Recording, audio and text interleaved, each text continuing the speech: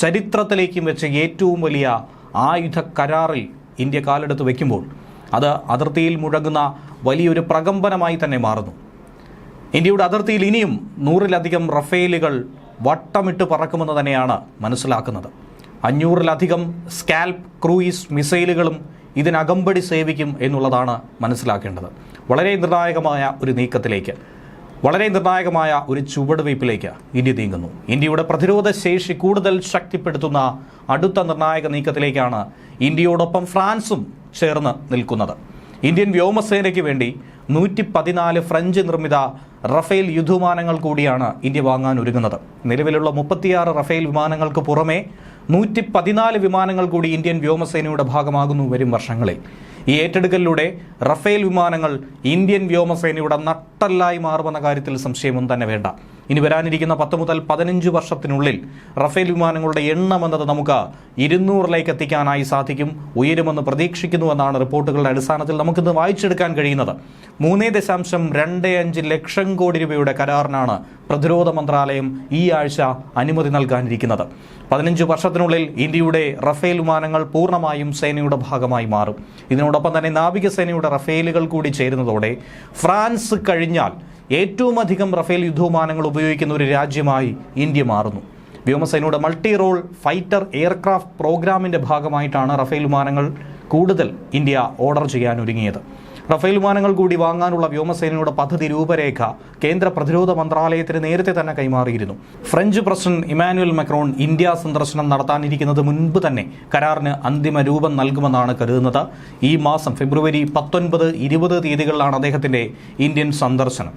കേന്ദ്ര സർക്കാരിന്റെ അംഗീകാരം കിട്ടിക്കഴിഞ്ഞാൽ രാജ്യത്തിന്റെ ഇതുവരെയുള്ള ചരിത്രത്തിലെ തന്നെ ഏറ്റവും വലിയൊരു ആയുധ കരാറായി ഇതിനെ നമുക്ക് വിശേഷിപ്പിക്കാൻ സാധിക്കും. പുതിയ കരാർ അനുസരിച്ച് 114-ൽ 100 റഫേൽ വിമാനവും ഇന്ത്യയിൽ തന്നെ നിർമ്മിക്കുമെന്നുള്ളതാണ് അതിലേറ്റവും അട്രാക്റ്റീവായിട്ടുള്ള ഒരു ഘടകമെന്ന് പറയുന്നത്. മേക്ക് ഇൻ ഇന്ത്യ എന്ന പദ്ധതിയുടെ ഭാഗമായിട്ട് ഈ വിമാനങ്ങൾ ഇന്ത്യയിൽ തന്നെ നിർമ്മിച്ചെടുക്കും. അതിലൂടെ തൊഴിൽ സാധ്യതകൾ, ഒപ്പം തന്നെ ഇന്ത്യയുടെ ശക്തമായ ദൃഢമായ ആ തദ്ദേശീയത, ആത്മനിർഭർ ഭാരത് എന്ന സന്ദേശം, ഇതൊക്കെ ലോകത്തിന് മുന്നിൽ വിളിച്ചോതാനായി നമുക്ക് സാധിക്കും. കരാർ നടപ്പായി കഴിയുമ്പോൾ റഫേലിന്റെ അന്തിമ അസംബ്ലി യൂണിറ്റ് ഇന്ത്യയിൽ സജ്ജീകരിക്കുന്ന വിധത്തിലായിരിക്കും ആ കരാറിൽ ധാരണയുണ്ടാക്കുന്നത്. വിമാനത്തിൽ 60% ഇന്ത്യൻ നിർമ്മിത ഭാഗങ്ങൾ ഉപയോഗിക്കാൻ ലക്ഷ്യമിട്ടുകൊണ്ട് തന്നെയാണ് ഈ കരാർ മുന്നോട്ട് കൊണ്ടുപോകുന്നത്. കരാർ ഒപ്പിട്ട് ഉടൻ തന്നെ 15-ലധികം വിമാനങ്ങൾ നൽകാമെന്ന് ഇതിനോടകം തന്നെ റഫേൽ നിർമ്മാതാക്കളായിട്ടുള്ള ദസോൾട്ട് ഏവിയേഷൻ നേരത്തെ തന്നെ പറഞ്ഞു കഴിഞ്ഞു. വ്യോമസേനയുടെ ഇപ്പോഴത്തെ സ്ക്വാഡ്രൺ പ്രതിസന്ധിക്ക് പരിഹാരം കാണുക എന്ന ലക്ഷ്യം തന്നെയാണ് നമുക്ക് മുന്നിലുള്ളത്. 114 റഫേൽ യുദ്ധവിമാനങ്ങൾ കൂടി വാങ്ങാൻ പദ്ധതിയിട്ടത് ഈ വിടവ് നികത്താൻ വേണ്ടിയിട്ടാണ്. അതിനുള്ള കാരണമെന്ന് പറയുന്നത് മിഗ് വിമാനങ്ങൾ, യുദ്ധവിമാനങ്ങൾ സേവനം അവസാനിപ്പിച്ചതോടെയാണ് വ്യോമസേനയുടെ സ്ക്വാഡ്രൺ ശേഷിയിൽ വലിയൊരു കുറവ് സംഭവിച്ചത്. ആ പ്രതിസന്ധി ഉടനടി പരിഹരിക്കുക, വളരെ വേഗത്തിൽ അത് മറികടക്കുക, പ്രത്യേകിച്ച് മാറിക്കൊണ്ടിരിക്കുന്ന സാഹചര്യങ്ങളൊക്കെ തന്നെ ഇന്ത്യക്ക് അനുകൂലമാക്കിയെടുക്കുക എന്ന ലക്ഷ്യത്തോടു കൂടിയാണ് ഈ നടപടി കൂടുതൽ വേഗത്തിലാക്കുന്നത്. കൃത്യതയുള്ള ദൗത്യങ്ങൾക്ക് ഏറെ പേര് കേട്ട ഇരട്ട engine multi role fighter jet കൂടിയാണ് റഫേൽ. ഓപ്പറേഷൻ സിന്ദൂറിൽ വിന്യസിച്ച റഫേലുകൾ അതിന്റെ പ്രകടന മികവ് നമുക്കറിയാവുന്നതാണ്.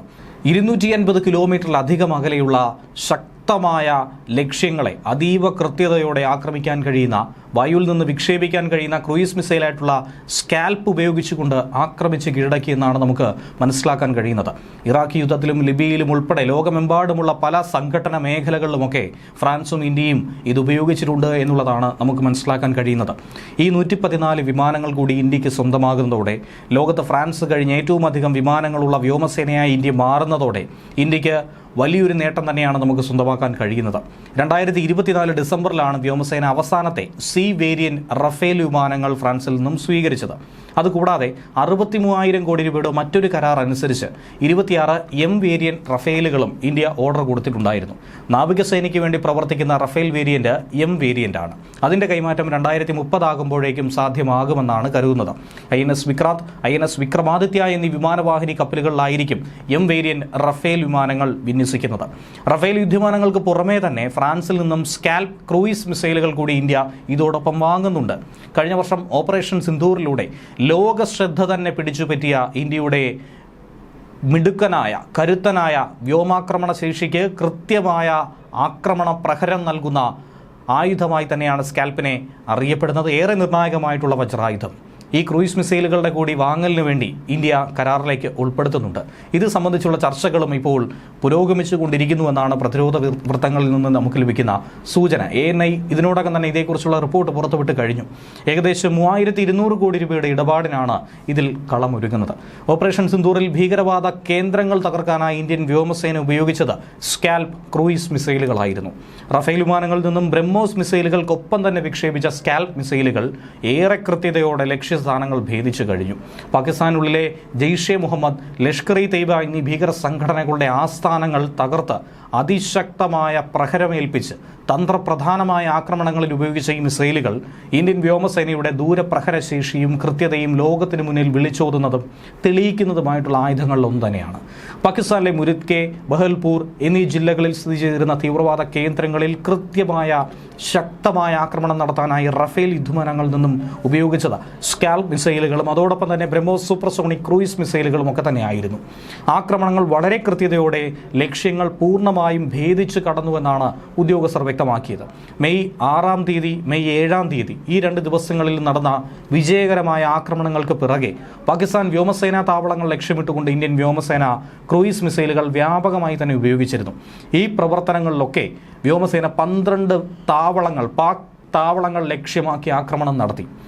യുദ്ധവിമാനങ്ങളും നിരീക്ഷണ വിമാനങ്ങളും ഉൾപ്പെടെ നിരവധി ഉയർന്ന മൂല്യമുള്ള ആസ്തികൾ നശിപ്പിച്ചതായും ഉദ്യോഗസ്ഥർ പറയുന്നു. ഇതോടെ ഓപ്പറേഷൻ സിന്ദൂറിൽ ക്രൂയിസ് മിസൈലുകളുടെ ഉപയോഗം ഇന്ത്യൻ വ്യോമസേനയുടെ ആക്രമണശേഷിയുടെ ശക്തമായ ഉദാഹരണമായി മാറി.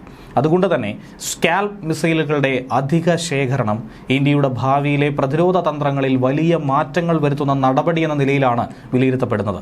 അതോടെ കാര്യക്ഷമത കൂടുതലുള്ള മിസൈലുകൾ എന്ന നിലയിലേക്ക് ഈ മിസൈലുകളെ വാങ്ങാൻ ഇന്ത്യ പ്രതിജ്ഞാബദ്ധമായി മാറി. ഈ പശ്ചാത്തലത്തിലാണ് ഏകദേശം 300 മില്യൺ യൂറോ മൂല്യമുള്ള പ്രധാന പ്രതിരോധ കരാറിൽ ഇന്ത്യയും ഫ്രാൻസും അന്തിമരൂപം നൽകാനായി തീരുമാനിച്ചിരിക്കുന്നത്. ഫ്രാൻസിൽ നിന്നും ഗണ്യമായ സ്കാൽപ് ക്രൂയിസ് മിസൈലുകളുടെ എണ്ണം തന്നെ ഓർഡർ ചെയ്യാനുള്ള ചർച്ചകൾ പുരോഗമിച്ചു. ഇത് സംബന്ധിച്ചുള്ള നിർണായക തീരുമാനം ഉടനടി ഉണ്ടാകുമെന്നാണ് പ്രതിരോധ ഉദ്യോഗസ്ഥർ ദേശീയ ഏജൻസിയോട് വ്യക്തമാക്കിയിരിക്കുന്നത്. ഇന്ത്യയുടെ റഫേൽ യുദ്ധവിമാനങ്ങളുടെ ആക്രമണശേഷിയെ കൂടുതൽ ശക്തമാക്കാൻ സഹായിക്കുന്നതായിരിക്കും ഈ കരാർ. പ്രാദേശിക സുരക്ഷാ സാഹചര്യങ്ങൾ കൂടുതൽ സങ്കീർണമായി വരുന്ന ഈ ഘട്ടത്തിൽ ഇന്ത്യ സ്വീകരിക്കുന്ന ഒരു മുന്നൊരുക്കത്തിന്റെ ഭാഗമായിട്ടാണ് ഈ കരാറിനെ നാം നോക്കിക്കാണേണ്ടത്. പാകിസ്ഥാൻ വ്യോമസേനയുടെ 12 പ്രധാന വ്യോമതാവളങ്ങൾ ഇന്ന് എത്രത്തോളം പ്രഹരം അനുഭവിച്ചു എന്ന് ചോദിച്ചാൽ തന്നെ അതിനുത്തരം സ്കാൽപ് മിസൈലുകൾ എന്നുള്ളതാണ്. 250 മുതൽ 500 കിലോമീറ്റർ വരെ ദൂരെ ആക്രമണം നടത്താൻ കഴിയുന്നതാണ് ഈ സ്കാൽപ് മിസൈലുകൾ. 450 കിലോഗ്രാം ഭാരമുള്ള സ്ഫോടക വസ്തുക്കൾ വഹിക്കാൻ കഴിയുന്ന ഈ മിസൈലിന് റഡാർ നിരീക്ഷണത്തെ വെട്ടിക്കാനുള്ള കഴിവുണ്ട്. ഭാവിയിൽ ഇന്ത്യൻ നാവികസേനയുടെ ഭാഗമാകാൻ പോകുന്ന 26 റഫേൽ മറൈൻ യുദ്ധവിമാനങ്ങളിലും ഈ മിസൈലുകൾ ഘടിപ്പിക്കും. സ്കാൽപ് ക്രൂയിസ് മിസൈലുകൾ ഉൾപ്പെടെയുള്ള ആയുധ പാക്കേജുകൾ ശക്തിപ്പെടുത്താനും മീറ്റിയോർ പോലുള്ള എയർ ടു എയർ മിസൈലുകളുടെ സംയോജനവും കൂടുതൽ റഫേൽ വിമാനങ്ങളുടെ ഓർഡറും ഇന്ത്യൻ വ്യോമസേനയുടെ ഭാവി യുദ്ധസന്നദ്ധതയും ആക്രമണ പ്രതിരോധ ശേഷിയും കൂടുതൽ ഉയർത്തുന്ന ഒരു നിർണായകമായ ചുവടുവയ്പായി കൂടി മാറുന്നു എന്ന് വേണം പറയേണ്ടത്.